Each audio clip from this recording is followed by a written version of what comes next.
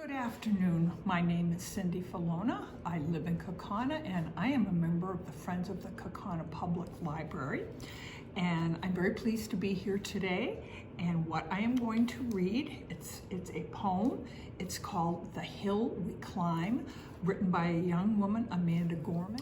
When day comes, we ask ourselves, where can we find light in this never-ending shade? The loss we carry, a sea we must wade. We've braved the belly of the beast. We've learned that quiet isn't always peace. And the norms and notions of what just isn't always justice. And yet, the dawn is ours before we knew it.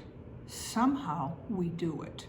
Somehow we've weathered and witnessed a nation that isn't broken, but simply unfinished. We, the successors of a country and a time, were a skinny black girl, descended from slaves and raised by a single mother, can dream of becoming president only to find herself reciting for one. And yes, we are far from polished, far from pristine, but this doesn't mean we're striving to form a union that is perfect. We're striving to forge a union with purpose. To compose a country committed to all cultures, colors, characters, and conditions of man. And so we lift our gazes not to what stands between us, but what stands before us. We close a divide because we know to put our future first, we must first put our differences aside. We lay down our arms so that we may reach our arms out to one another. We seek harm to no one and harmony for all. Let the globe, if nothing else, say this is true, that even as we grieved, we grew. Even as we hurt, we hoped. That even as we tired, we tried. That we'll forever be tied together, victorious, not because we will never again know defeat, but because we will never again sow division.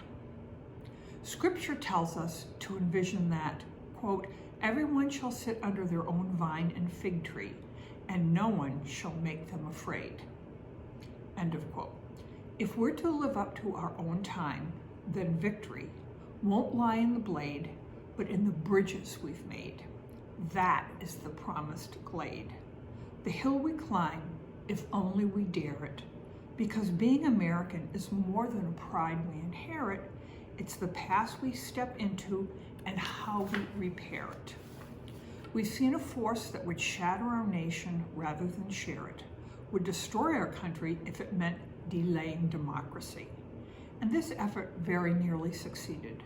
But while democracy can be periodically delayed, it can never be permanently defeated.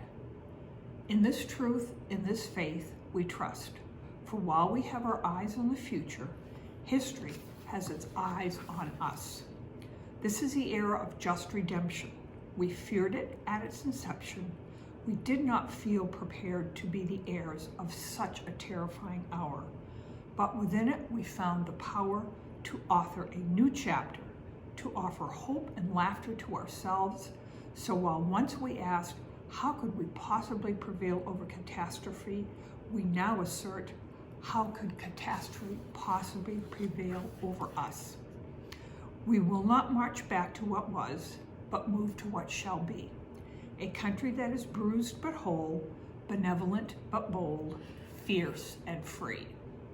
We will not be turned around or interrupted by intimidation, because we know our inaction and inertia will be the inheritance of the next generation.